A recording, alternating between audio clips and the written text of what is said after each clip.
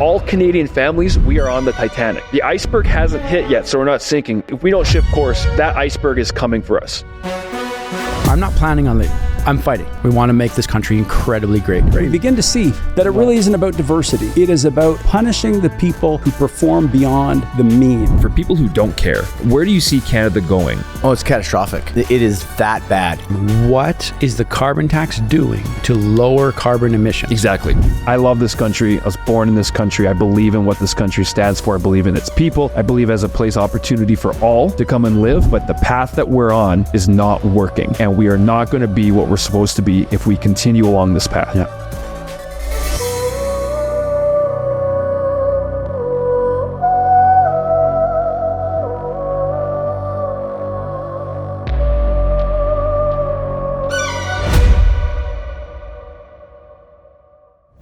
Hey, well, welcome to another show of CTZN. Good to have you guys. Happy Thanksgiving to wherever you guys are at. Hope you guys had a wonderful weekend. Mm-hmm. Friends or family. Great food. Great food. How was your Thanksgiving, Jer? It's fantastic. What was your favorite dish?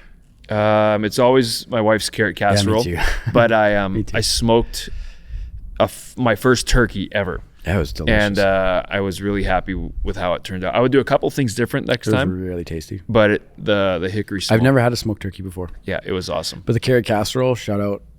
Oh, my wife does this carrot casserole that is awesome. Doesn't sound good. The name carrot and casserole is awful. No, but it's unbelievable. So good. She made 3 of them this weekend. Oh yeah, really? We had 3 Thanksgiving. Well, so did you. No, only 2. Oh yeah, you had 2. Oh yeah, my family, you weren't there. We had 3. Well, I'm flattered though. Dee and I had 3 in totals from Saturday, Sunday, and Monday. So we had a lot of food, a lot of carrot casseroles, which was good. Happy Thanksgiving, guys. Yeah. How was your Thanksgiving? Let us know. I think maybe let's camp on the idea of thankfulness for a second. For sure. Because we live in a country, a lot of times we focus on things in Canada that we want to maybe be going better. Like we always talk about bad ideas equals bad results and good ideas. But maybe let's talk about some things we're thankful for about our nation of Canada. I took some time. Actually, it was when you texted me to run you the cooler over to transport the turkey. Yeah. Before that, I actually was sitting outside. Beautiful weather in Calgary. It was plus 24. Yeah. It was crazy. So I set up a chair outside, grabbed a book. Kids are playing in front of me, and it was actually just a nice moment to kind of reflect. And so I was just kind of looking at the trees and the colors of the leaves, and I was just kind of taking it all in. And so I just started to kind of intentionally go like, yeah, what am I thankful for? And I kind of was just going through those things, and like, I didn't have any like, incredible things pop in my head, but it was just the moment of reflecting was powerful. I don't know, I found it kind of unwound me and kind of sets you back on course, I feel like, because if you become too goal driven, I slowly start to lose it. Like slowly, like I'm not going crazy or anything, but I just feel like you just kind of lose grip on it because all you're doing is looking at targets and trying to aim and hit them. And then if you don't slow down and kind of just unwind and go, man, I'm so glad that we've got this, or that we're here, or my kids, or that we're healthy, or et cetera, it kind of just grounds you. And so that was a really nice moment this weekend. I think we all can do better at being thankful. And everybody can think of things that they can be thankful for. And I think it's probably part of the reason why we see a widening divide or a widening gap between, you call it political views or philosophical views or whatever, is because we focus on the differences or what we don't like. But I think when we step back and we can come into agreement of, hey, there are a lot of things that we can be thankful for, I think that actually will help propel us into working towards common goals and in the name of unifying, I guess. But one of the things I think I'm very thankful for is the fact that I was born into Canada and I can live in Canada. Totally. I don't think we realize that if you live in Canada or you were born into Canada, you hit the lottery. Yeah. Like you came out as a baby with a winning lottery ticket. Last night we were driving home from Thanksgiving dinner. My kids are in the back. It's late, 10 o'clock. I'm like, I'm tired, grumpy. Out of nowhere, Ellis goes, Dad, are we rich? And I went, so, I don't know why he just asked that. Well, because I think he thinks we're poor. Sure. I'm not kidding you. Like we are middle class, we're blessed, we live a good life. He has a dirt bike, for goodness sakes. Yeah. Like we work hard to give him the best things we possibly can, a much better life than I grew up with. Like, but they have no reference. That's the problem, is they have no reference. And so I said, Ellis, anyone who grows up in this country is rich. What? No way. And so like as we're driving by, he's like, are those people rich? He's pointing at houses. Are they rich? I'm like, everyone here is. Like, because you grew up in Canada, you're part of the top 1% of the world. He doesn't know what that means. But so I was trying to put it into his words, but I was like, yes, if you're in this country, you have the opportunity to make wealth and generate wealth and have food on demand in shelves. Like, I was watching a war movie the other day, and what was it called? What was it? I don't remember what it's called. I'll remember. But he goes to war, and it's just like war. Yeah. The realities and the viciousness of war. And then when he comes back, he'd been there for so long, he had forgotten how good it was here. And so he just was walking through a Hurt Locker. Yeah. He was walking through the grocery store, and he just stops and stares at all the food on the shelves. And he just couldn't wrap his head around it. And like when you look at it through those eyes, where it's like he came from a third world country where people are killing people for food, just to eat.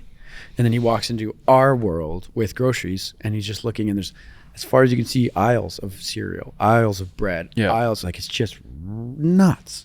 And when you look at it through someone else's lens, man, it really changes you. Like it's pretty crazy. There's, like, that's funny. I'm asking, are we rich? Are we rich? Because Paul or Andrew, can you put on the stats on the TV?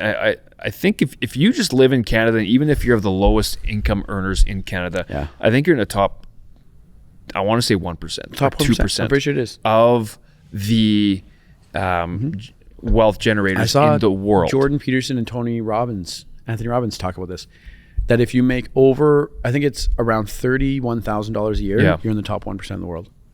$31,000 a year. So, and what I was saying earlier is the chances of you being born in Canada as opposed to India or China or Uzbekistan or South Africa, like the chances of being born in a country of 40 million people now out of a world that is pushing 8 billion. I said, that is the lottery ticket, just so you know. Right. So it's a good way to put it. I never thought of that. Yeah. Just think of the odds or the chances that the proper DNA would get into place so you can be here. Paul, can you crunch the numbers on that? That can, what are the odds of that? Yeah. And then what are the odds of winning the Lotto 649?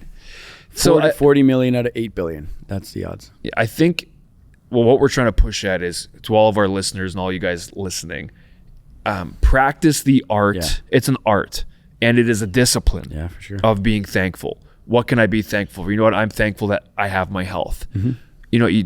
What if I don't have my health? I'm thankful I live in a country that I actually have healthcare provided that can help that way. Totally. What if I have everything going wrong for me? Well, I can be thankful that I am living to fight another day, because tomorrow you can rebound, and tomorrow can be better than today. Totally. And you can change the direction of your life with the right hard work, the right discipline, the right decisions, all that stuff. Like, there's so many things we can be thankful for. You know, it's a super micro example of that is, and this is kind of silly, but also everybody's going to get it when I say it, is like I'm fighting a cold right now. Yeah. And so I'm on the end of the cold, and that's why my voice is a lot lower than normal, but it's kind of nice. That's the one benefit. Hey, Tamara's all like, woo. What's up, baby? Hey, Tamara. So stupid. What was I going to say? Oh, yeah. Is when you get a plugged nose and you have a nasty cold and your nose is drained and you just feel gross, but then the day that it clears up, and you breathe through your nose, you're going, oh, I love that. But it sets you straight real quick. We're like, I take it for granted every day. Just breathing. Our sister-in-law, Eden, said something that made me laugh. She's always good for those like funny random one-liners. And she goes, I've been really practicing being thankful for like the things I always take for granted. She goes, it's cool. Oh, I'm thankful for my hands. I can actually grab a jar. Yeah. Like, and she's like the principal, she's looking at things. I think cool way to do it. Yeah. Like all of us, there's things that we can be thankful, because it's really true. You don't know what you got until it's gone. You know what's something funny is that you might be really mad and pissed off about Canada's financial status or our economic status as to where we're at. But you know what? We live in a country that even as bad as it's getting, we still have the opportunity to be able to turn it around in a relatively short time. That's something to be thankful for in a country that we are in. Well, yeah, actually, this brings me to a clip that I wasn't planning on playing, but you just made me think of it, because it's We're freewheeling it this show, y'all, No, this because is a cool the clip. tryptophan, that's what's in Turkey, right? It's having it's right. Isn't it I don't tryptophan? know. I don't It's that know. drug that makes you. Oh, yeah, It's yeah. that whatever. I don't even know what it is. It's something in Turkey that makes you incredibly like sleepy and all that jazz. I'm feeling What's your that point? today. What's your My point I is was we're like, what are you freewheeling it saying? today because I our was like- focus was on Turkey for the last 4 days. What are you talking about? Yeah. Okay, this clip here. Maybe it messes with my head too. This is my citizen thing that you guys can see. These are all my citizen clips I like to say. So just watch this though. And this is a point that I want to make based on what we're saying, where it's like critical are different than not being grateful. To criticize and to be critical is just you actually appreciate something so much that you're going to criticize it and not get into a position of like what's the word, where you are resentful. Not resentful. They're very different. So we criticize here all the time in the pursuit of growth, change, and good ideas rising to the top. But watch this clip. It's very interesting.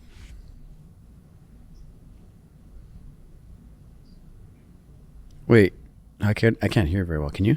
No, that was Sounds audio. like it's coming Let's try through. again though.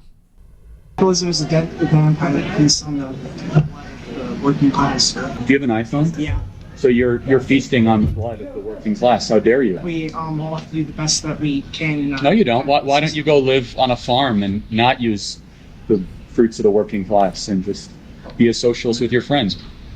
Isn't that kind of hypocritical? No, because the free market is so pervasive, we have like no choice but to live. No, like I said, you can go live on a farm by yourself like the Amish do, yet you choose to live in a free market society and benefit from it and use the heat and the light and the well-being and the medicine and the food all as a byproduct of a market-based society. I mean, don't get me wrong, I love it, but Oh, you love it, but you said it's a vampire sucking the blood of the working class, so isn't that a little contradictory? What? See, here's the thing, no one's preventing you from living like a socialist. You can go do that. But your worldview would prevent me from living like an entrepreneur or like a capitalist.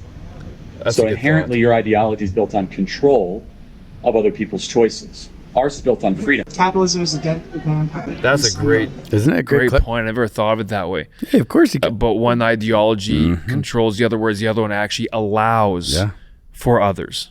Yeah, like if you want to live that way, capitalism allows that to happen. Go do it. Totally. Go do it on your own. Go. But notice how he's resentful. That's why I made the point of resentful. He's resentful. It's a vampire sucking the life out of it. Meanwhile, look at what he's wearing. He's got an iPhone. He's living the life that capitalism and entrepreneurship has built, and he's benefiting from it. But yet he has the audacity to say it's evil. Huh. It's ridiculous. It's so hypocritical. Anyway, so it made me think of that clip of as far as like gratitude and gratefulness, because it's just like for somebody he has no concept whatsoever. It's ridiculous. Well, should we get into some of the things that Absolutely, are happening in Canada? I know we want, before we go to that other video, I just figured to bring this up because you knew a bit about it as well. But India actually made a pretty interesting move in terms of they withdrew its High Commissioner Sanjay Varma from Canada, and it's blaming Canada's government for failing to protect Indian diplomats. So in the terms of foreign policy and Canada's relationships with major countries, which help each other. And that was within the last 24 hours, right? Yeah, I got it within the last, exactly 24 hours. That's a big deal that you have a country removing somebody like that from Canada. And they came at, and I brought this up to you, and you said something which I didn't realize about. I know the 30 MPs over the Trudeau. weekend Yeah. with Trudeau, I heard one of the CBC or CTV reporters essentially saying they had a caucus where Trudeau was not there because he was elsewhere. But then there's almost like a sub-caucus that broke out. Yeah. It's almost like a revolting one. And did they sign a letter, or are they asking, like the word on the I've street heard about a is, letter, never seen anything official. I've but heard the about word on the talks street of it. is they're asking for him to step down. Yeah. To try to maybe salvage what's left. But anyways, can you tell me tell us about what you were telling me earlier? Well, so and maybe can you look while I'm talking about this? Can you look for his video, Trudeau's video of his speech last night about India? Yeah. So look for that. And so essentially, what he did was while he was away. So on Thursday or Friday, there was a video announcing that 30 MPs are deciding to ask for his resignation. There was nothing really official about it. It happened when he was leaving Canada in the air, apparently, flying. And so they said that he landed in Hawaii to get refueled, his plane. Yeah. They said he was notified while he was in Hawaii, and then they were looking for an official statement. He didn't give one. Took off from Hawaii, continued to fly, still no statement. And then Friday came, Saturday came, Sunday came, no statement at all, completely ignoring it. It's all over the news. So everyone's wondering what's going on and how come he's ignoring this and not commenting on it whatsoever. Then comes Monday morning, which is Thanksgiving Monday morning. And there was photos that surfaced on a few accounts that I saw where they took photos of his vehicle that he travels in front of the PM's office on Monday morning of Thanksgiving in Ottawa. And so they're all taking photos of it going, the whole city's, everybody's off, all federal government's off. Like, why? What is he doing? It's Thanksgiving Monday. And so they were like, well, he's obviously up to something. So what's he up to? And so then later, towards the very end of the day, he goes and releases a speech about India and about how they're doing an investigation of foreign interference, I believe he said. Yeah. Foreign interference with India, and how that it's very serious and they're launching an investigation, et cetera, et cetera. And so no comment on the 30 MPs, no comment on his caucus, nothing. They're like, the speculations on this is the fact that he's just trying to distract from it and maybe try to bait and switch, like kind of get you to look elsewhere, is what they're alluding to. So if we could see his speech, you can see that he doesn't touch base on it at all. I found some written versions of it, but here's what I'm finding as you're talking. And Paul, if you have it, just give us a quick text. So it says here, National Post is reporting Ottawa's decision, so Trudeau's decision, on Monday, Thanksgiving Monday, to expel India's top envoy and 5 other diplomats. It's the latest development in tensions that have simmered for months between the two countries. Why is India mad at Canada? India is a staunch opponent to the Khalistan separatist movement, in which some Sikhs advocate for an independent state called Khalistan to be carved out of Indian territory. So there's that stuff going on. I don't want to get into that right now. But essentially what this is saying here is you have, and Justin Trudeau's statement, I'll actually read that first. Justin Trudeau's statement says this: Canada is a country rooted in the rule of law, and the protection of our citizens is this the paramount. speech? Because I have the speech right here if you want to see it. Yeah. It's the same thing, I think? I would assume we'll so. see. Many conversations with members of my team and caucus members over the past number of days, and all those conversations were focused on the well-being and the safety of Canadians faced with these significant security concerns and allegations. The safety of Canadians is the number one thing that any government, that any parliamentarians should be preoccupied with, and that is exactly what we're focused on. There will be time to talk about internal party intrigue at another moment, but right now, that's the reference there. This government, and indeed all parliamentarians, should be focused on standing up for Canada's sovereignty, standing against interference, and looking to be there to support Canadians in this difficult moment. Okay. Distraction 101. Okay, for sure. I want to read here. So part of his statement says this: we shared our concerns with the government of India and asked them to work with us to shed light on this important issue. At the same time, police and security agencies have used all the tools at their disposal to keep Canadians safe. I don't know what we're being kept safe from, but I want to know. Today, given evidence presented by the RCMP, we are taking additional steps to protect Canadians. Basically what it was, when our law enforcement and intelligence services began pursuing credible allegations that agents of the government of India were directly involved in the killing of a Canadian citizen, Hardeep Singh Najjar, on Canadian soil, we responded. So I don't know much about this. Do you know much about this? So if that's the case, and that is all true, then I understand the tensions rising. I need to look more into this movement that's happening, but the timing is interesting. He obviously acknowledged is it a movement, or is making it a movement? Yeah, I don't know. But then I don't see this as an issue of sovereignty or the other sentence he used to close his statement there. This is just we'll have to dig more to find out, is there actual legs to what he's saying, or is this just a conveniently timed thing that he could say, okay, we need to put this to the top because we've been dealing with this for months, but now is a convenient time to actually make this a headline to distract, I wonder. I don't know. I'm really not sure. So that's kind of what's happening with that. I find it's extreme. The timing is obviously very intentional, strategic. I'm sure Brian Lilly's got some stuff on that. He's usually for sure. pretty We'll have to good get some comments on that for sure. But anyway, good for everyone to kind of be aware of that and know, because it's through Thanksgiving weekend you might not have seen a thing, and that's why the timing I think is strategic sometimes. Yep, is 100%. they kind of get these things under the radar. There was a video though that I sent to you guys over the weekend. I think it was on Friday, of Stephen Harper with Israel, and it's an old video. It's from 2017. I think. 2017, 2018 with PragerU, and brilliant. As soon as I watched it, I was like, this needs to get out. Like, this is a brilliant take on especially what we're seeing in Israel. And from when the time the video was made, we're talking about 6 or 7 years difference from when this video was made. And it's a brilliant breakdown. So I'm not sure if you got it ready there or not. When I was the Prime Minister of Canada, I was often asked this question: why do you support Israel? My response, in effect, was always the same. Why wouldn't I support Israel? Why wouldn't I support a fellow democratic nation where open elections, free speech, and religious tolerance are the everyday norm? Why wouldn't I support a country with a vibrant free press and an independent judiciary? Why wouldn't I support a valuable trading partner and a wellspring of amazing technological innovation? Why wouldn't I support our most critical ally in the Middle East and in the international struggle against terrorism? In a rational world, in a world where simple common sense prevailed, the question, why do you support Israel, would be like asking, why do you support Australia or Canada? But we don't live in that rational common sense world. So the case for Israel has to be made over and over. I, for one, am happy to make it. Let me start with this. Every military action Israel has ever taken has been to protect itself.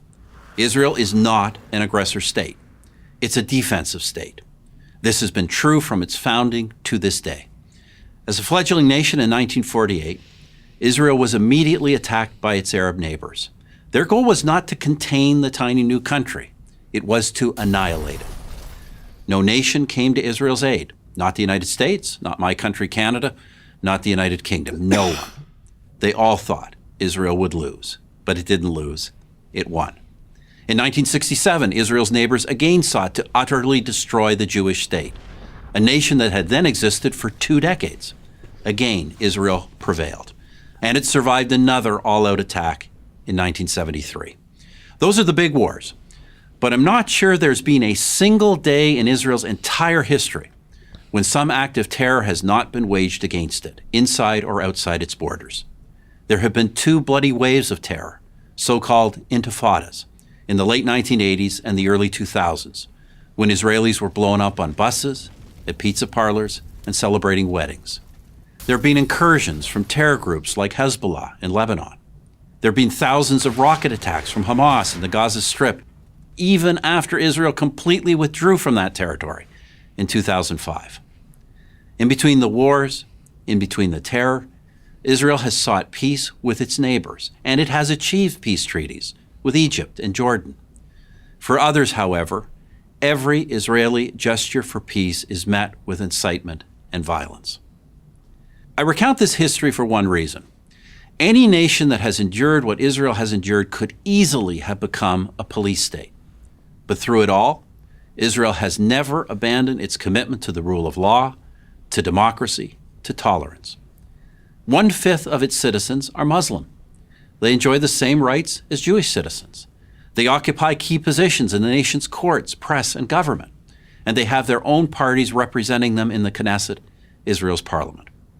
To say that Muslims in Israel are the freest Muslims in the region is an understatement. How about this as a human rights test? Prisoners in Israel, be they Jewish or Arab, are well treated, well fed, and have access to the best possible medical care. Parents and spouses of these prisoners know where they are and that they are safe. Who else in the region but Israel can make that claim? Through all the wars and all the terror, Israel has survived, and especially in the last 20 years, it has thrived. It's known as Startup Nation, and with good reason. Key components of your cell phone and your laptop were designed in Israel. A drug or a medical device that has saved your life or the life of a loved one may have been developed in Israel. Yet there are leftist politicians, activists, artists, academics, and college students who devote their lives to denouncing Israel, calling for boycotts, demanding it be cut off from academic and professional societies. Do they denounce the Palestinian leadership that hasn't held an election in well over a decade? Do they denounce the leadership of Hamas, who use women and children as human shields to protect their fighters? No, they denounce free, vibrant, democratic, innovative Israel. With all the brutal and violent regimes, not only in the Middle East, but around the world, how is one to explain singling out Israel for condemnation? Sadly, only one explanation fits: anti-Semitism. Do these haters of Israel question the legitimacy of any other democratic nation, of any nation for that matter? Of course, the answer is no. Somehow they only manage to oppose the Jewish one. The State of Israel has now existed for 70 years. It is one of the freest, most prosperous, most successful nations on earth. Why do I support Israel?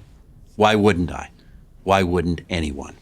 I'm Stephen Harper, 22nd Prime Minister of Canada for Prager University. Excellent video. Pretty wild, eh? I don't, when he says it comes down to anti-Semitism, why do you think that is so pervasive amongst college campuses, leftist politicians? You see it a lot in academia. You see it, it's throughout and it's pervasive. Why? Like, I just don't understand. Like, other than the fact, like, Gad Saad, if you know who Gad Saad is, he wrote a book called Parasitic Mind. The Parasitic Mind. And he says that this stuff is a mind parasite that gets in there. And like, other than that, I just don't I try my best to see other people's perspectives. Yeah, I know. And I can't understand this in the Western world. You know, it's interesting. There's this guy on Instagram, Motaz. Have you seen his name? Motaz Aziz, his name is. He blew up on Instagram to like 20 some odd, maybe even 30 some odd million followers when he was in Palestine photographing. What was happening? Photographing. Sorry, go on. What's the proper word? I had to laugh there. What's the proper word though? Photographing. Photographing. What was happening between Palestine and Israel. And even recently, he's still posting things, and obviously the civilians and different things that are going on. But you see that, and it's portraying Israel as a genocidal state. Mm-hmm. It's portraying Israel as an aggressor state. That's the only way I can see that people can make some sort of logic to it. If they actually believe that Israel is doing genocide. You know what I mean? You know, like 100%, if they actually believe it. So take Israel out of the equation, take Palestine, take Iran, take all, just person A versus person B. If you think one of them is making genocide happen, empathy says go against the person doing genocide. You know what I mean? Yeah. So the parasitic thought is fair if it's coming from someone who actually believes that they're doing genocide and teaches someone that they're doing genocide, and that parasite continues to go on. That's why it's very key what he said, defensive state. Yeah. I think, that's where I would land too, is that first off, people are getting their information from exclusively one side. Yeah. That's why we have the term propaganda, because you can almost twist anything to fit a certain viewpoint. Yeah. And I'm not saying this guy is twisting. I'm just saying that when you only permit one way of information to come in, it's going to influence you incredibly much for that direction. Yeah. Genocide is the deliberate killing of a large number of people from a particular nation or ethnic group with the aim of destroying that nation. Mm-hmm. So if you want to fit that term genocide to Israel, let's think of all the times that they have attempted to commit genocide.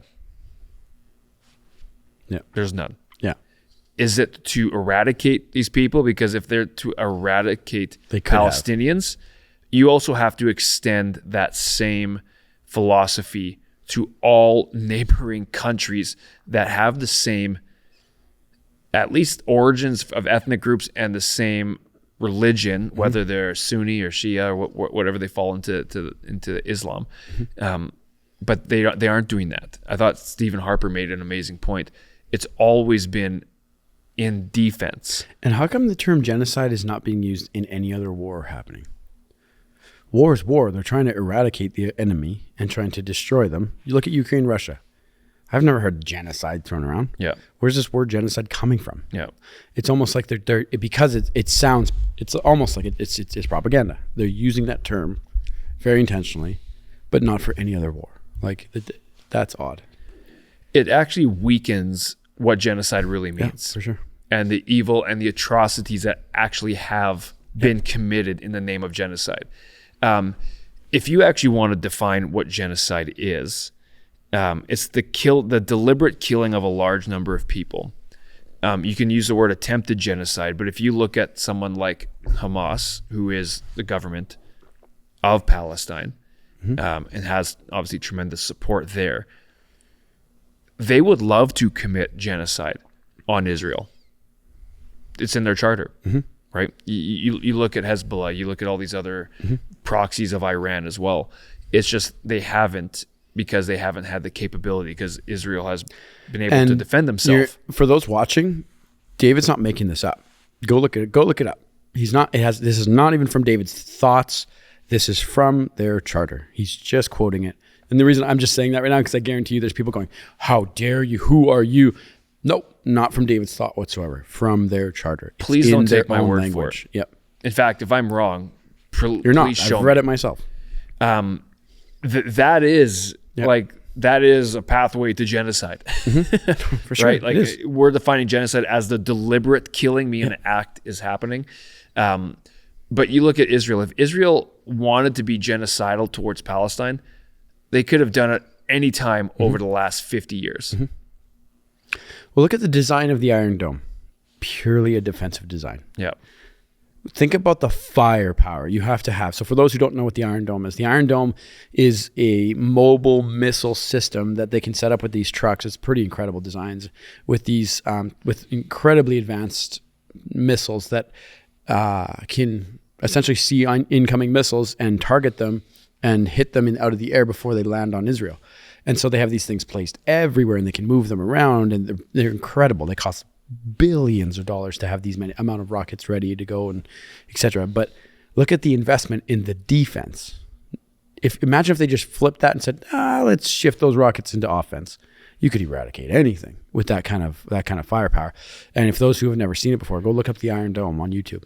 It's incredible. These rockets coming in from Iran and all over this place, coming into Israel, just getting blown up in the sky and never hitting the ground. And they missed the odd one here and there, but it's incredible design. But my whole point on that is it's a defensive design, and they're investing billions to just be on defense. And there's we can extrapolate this even further out, because there's a broader thing that's going on here that we now see with this this war of ideologies. It's a war of not just how people think, but what people believe.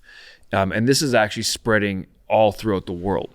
I think what's happening in the Middle East and what's been happening for a long time between Israel and between surrounding states is a microcosm of now what's happening worldwide, because we're seeing in our own streets in Canada, you're seeing a rise of people with same beliefs, people who are they call them anti-Israel protests. Some are self-defined, some are defined as pro-Palestine, and there's a lot of nuances you can dissect in there. And there's also a lot of, amongst big players, whenever they come together, there's also people who are naively there or ignorantly there, or there's bad players who are there trying to accomplish certain goals or aims, or there's people who are just supportive, and you actually try to dig and say, what are you being supportive of? You probably won't find a lot of depth to what they're doing. My point in saying that is we've talked a little bit as well about, we've seen in Canada, we've seen in the United States as well, immigration issues, and we've talked a lot about what does immigration mean? What do borders mean between countries? And how can those, and we defined what is a border? A border is essentially a separation of ideas, right? That's why we have countries, is so that your country is deciding to live that way based on that set of ideas. Our country is going to live this way based on our set of ideas.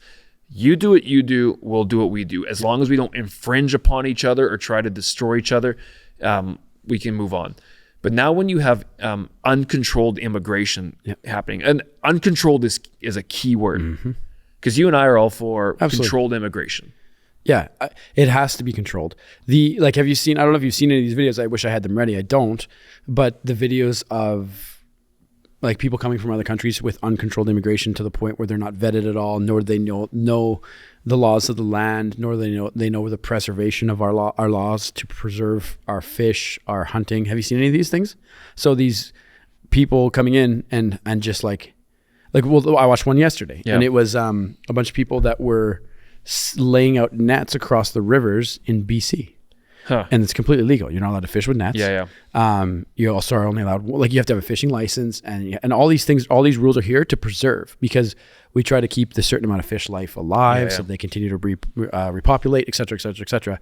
And so a bunch of other people came to confront them saying, hey, knock it off. And then they're just screaming at each other, and they just scoop up their net and they just kill hundreds and hundreds of fish in this net and just don't care and just leave, and they just went. And so that is a big issue. If that continues at that rate, these people don't even really actually know what they're doing wrong. They've never been told. They don't understand the licenses, and they just came in with uncontrolled immigration. They have no clue of the laws of the land. And I'm sure if they did, I'm sure they'd comply. I don't know.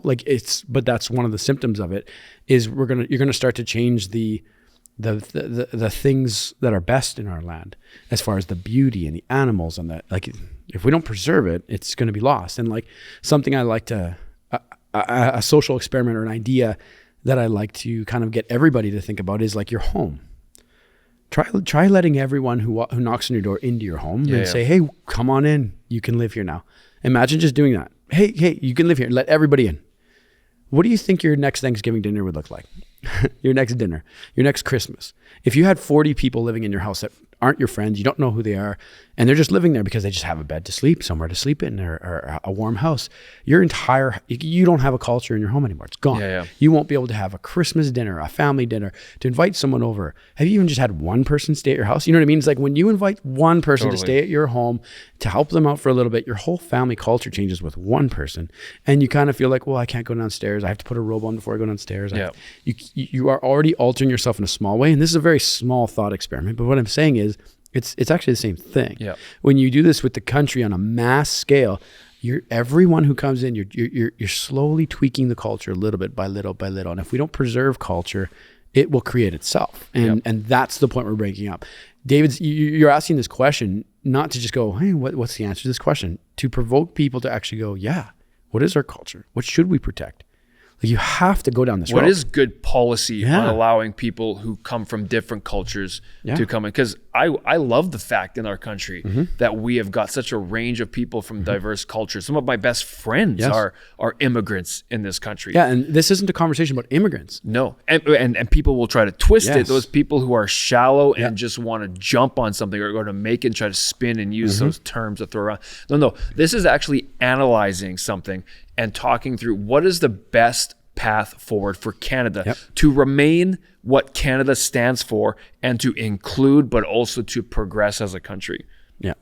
We have to analyze that, because there's some stats, and maybe I'll bring this up right now, is if you look at our immigration policies, and it's interesting that if you go to our text group, can you pull up that Stephen Harper video? I think it's the second one Paul sent about immigration. Or maybe it's the monk debate one. But we have had uncontrolled immigration under our current government. We have had an exponential increase in foreign-born share of Canada's population, which can cause a number of problems if it's not done correctly. First of all, you want to have certain population rate of growth, right?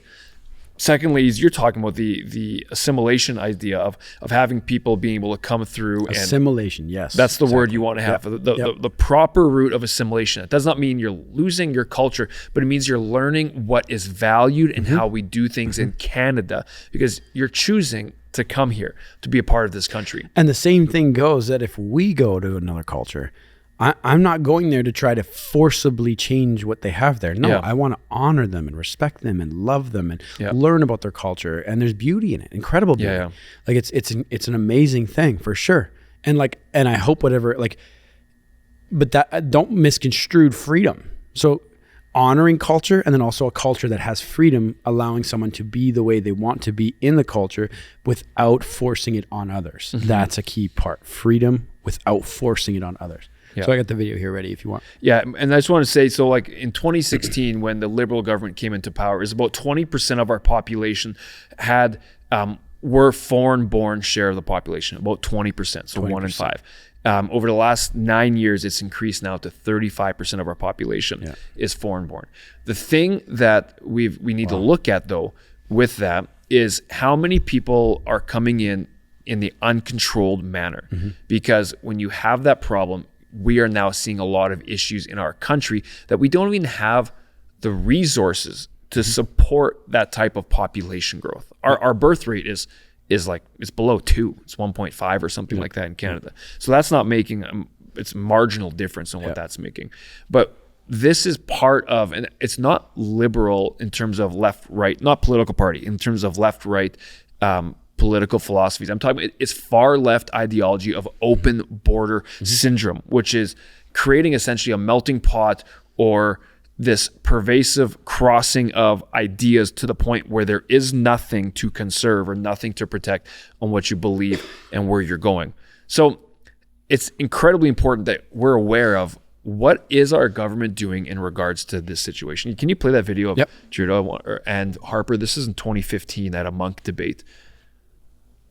This was a bill put forward by a member of Parliament who is himself an immigrant, Devinder Shori. This is not the standards we expect. Immigrants, Canadians, all of us who are here expect that we would have a minimum bar, that people would not, people who come here would not be guilty of trying to plan terrorist attacks against this country. A Canadian is a Canadian, and you devalue the citizenship of every Canadian in this place and in this country when you break down and make it conditional for anyone. We have the rule of law in this country, and you can't take away citizenship if you don't like what someone does. You can't do that.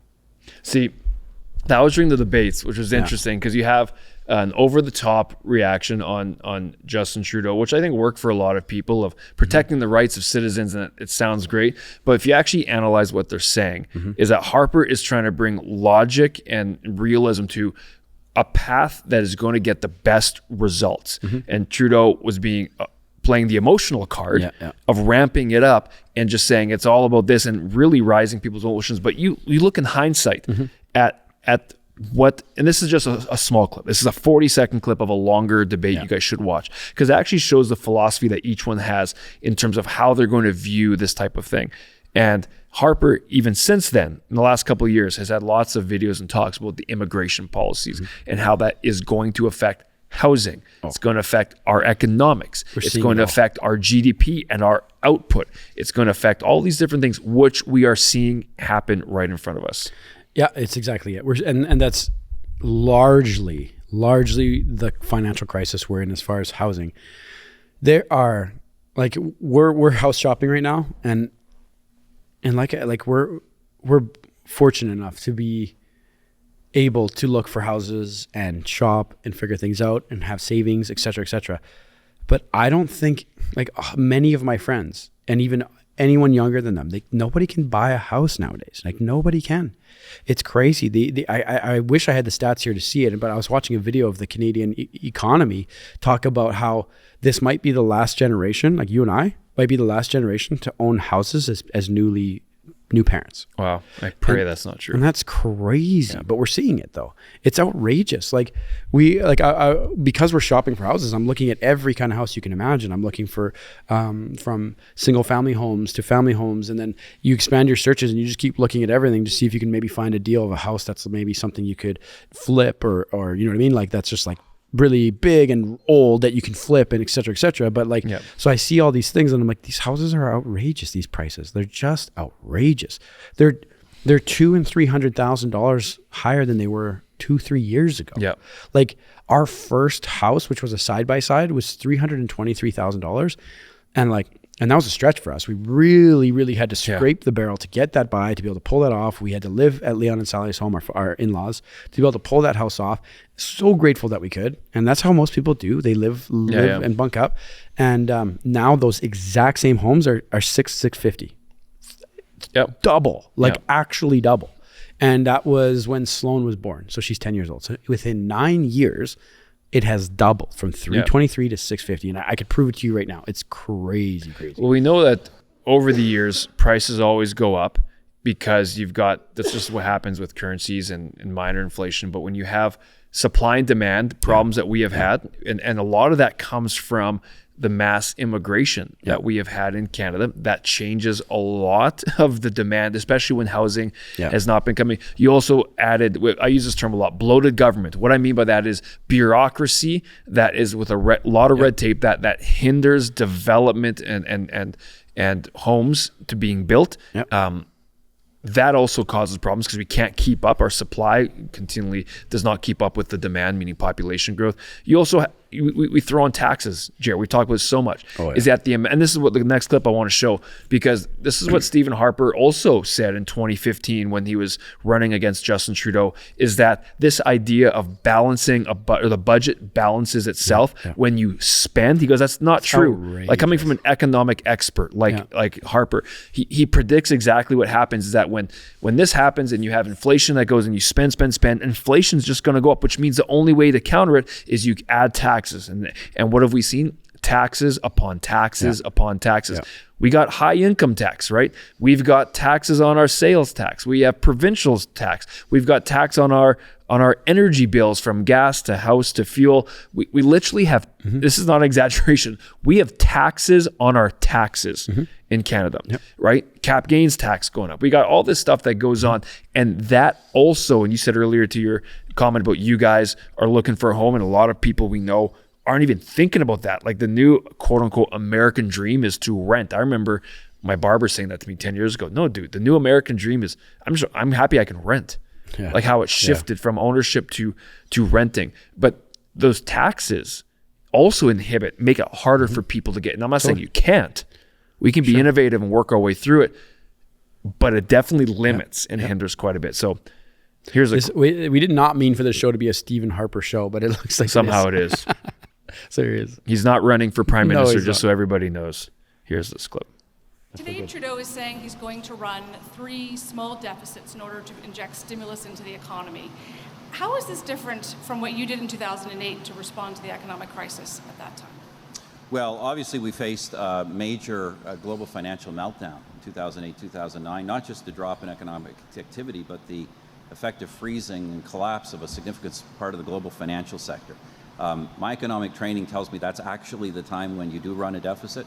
When you have modest growth, we have modest growth this year, we will have modest growth, you don't return the country into deficit. And Trudeau's deficits will not be small.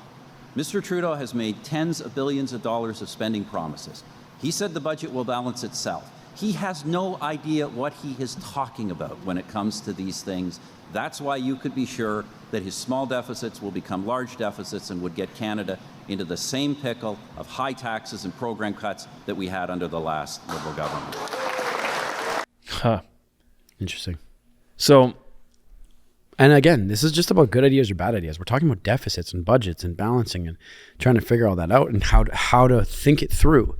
Like, frankly, if Trudeau were to balance a budget right now, we'd be cheering as much as we possibly 100%. could. Like it's not about who is doing it. What does balanced budget mean, Jer? Well, just have the right amount of money coming in as you do as out, and you have a balanced scale. Do you try to balance your budget with your family? I try to have it out of balance, but in the direction of underspending and more income. Like, you know what I mean? That's the way I see an out of balance budget. That's how it should be. Do you trust your budget to balance itself? No. Gosh, like you and Tamara. A stupid phrase. I can't even believe that's a real own thing, and you just trust it's going to work out. No way. In fact, yeah, no. Well, I have very strategic ways of doing it. Like I have certain things where I only, like when we get paid, I move money out immediately, and then I put as little as I can in our checking, and that's our operating budget. Yeah. And Tamara and I talk. I'm like, hey, all we have is this much.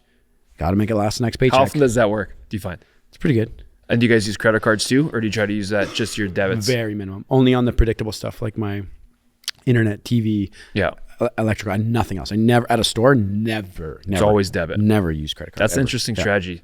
Because D and I have been talking a lot just like in the name of trying to be fiscally responsible in our home, right? And put money aside, but put money away to invest. And we have to watch, like you and I are in positions where we have to watch our money, right? It's not just, you can't just forget about it. You have to watch and put effort towards it.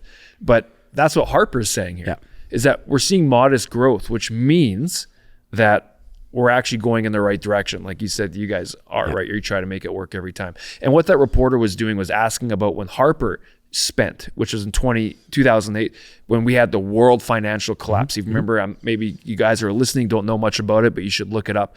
Or if you're old enough to remember, in 2008, that we had, there were so many giant banks that completely closed, or they needed bailouts. This was a world financial crisis that hit. And The Big Short. Go watch the movie The Big Short. Exactly. And it's all about that. What Harper did was that he says that's the right time to go into a deficit, meaning you have to put money back into the economy to get the machine back up and revving again. You don't do that when you're humming along good. And so what he is predicting, that was 9 years ago. And if we look at what we have seen, I think it's pretty accurate.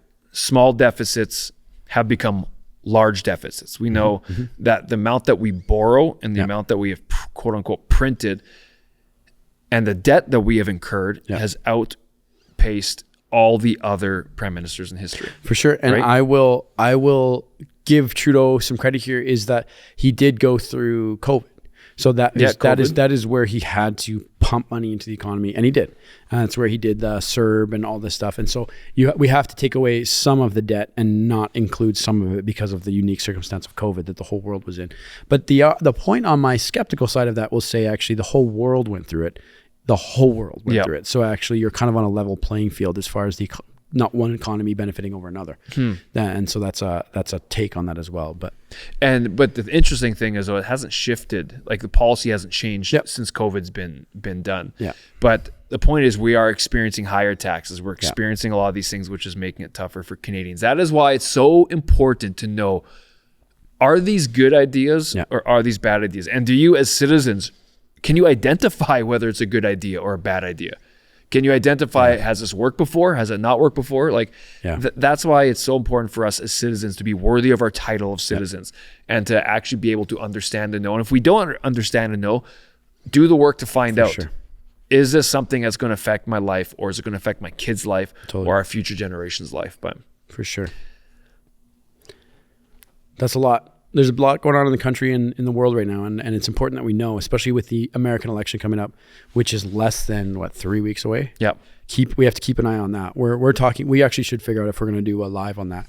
We might do a live where we watch the whole American election. So if you guys are watching, stay tuned to hear about if you guys are going to join us for that. We're going to probably see if we can grab David Lee, Slayton Gray, maybe a couple other friends. Be awesome. Big round table party. Do a full live for 5 hours maybe? Who knows? Fun. We should totally do that. It might not look pretty. It doesn't need to look pretty. We're just going to sit around a couch and comment on what's happening with the election and what each thing means. Because that election greatly affects us, greatly affects Canada. So we must be praying for the U.S., believing for them, helping them, all that. So we have to see that country thrive, which will help us thrive, which will be cool. So I'm looking forward to that. And then also, follow us online. If you aren't following us already and you just stumbled upon us, follow us, like, comment, share. We want to know if you're disagreeing with us, because that's the whole point. We want to see if maybe we missed something or maybe we misspoke. David and I always watch comments, and we want to spar with you. We want to talk with you. We want to see what your ideas are. And also, I'm very curious where people are watching from. So also let us know where you're watching from, because you never know where this show goes. Totally. It's kind of cool. Thanks for building with us. Rome wasn't built in a day, but we love what we're doing. We're going to continue on. Appreciate all the support. We're out. The show goes on. See you next time.